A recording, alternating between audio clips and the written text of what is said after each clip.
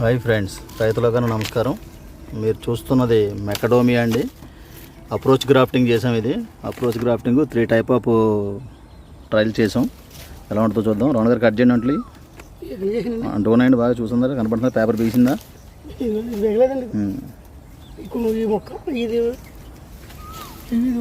2 cut చేయండి చెప్తాను. ఆ 2 ఉంచేయండి. కట్ చేయండి చూద్దాం. ఇది కట్ చేయండి. ఓకే, ఈ 2 గంటలని పెడదామండి. ఆ 2 తర్వాత కట్ చేద్దాం అండి. హాయ్ ఫ్రెండ్స్, మెకడోమియా గ్రాఫ్ కట్ చేసామండి. ఎంతవరకు సక్సెస్ అవుతాయో చూస్తామండి. ఈరోజు తలి చెట్టు నుంచి కట్ చేసాం.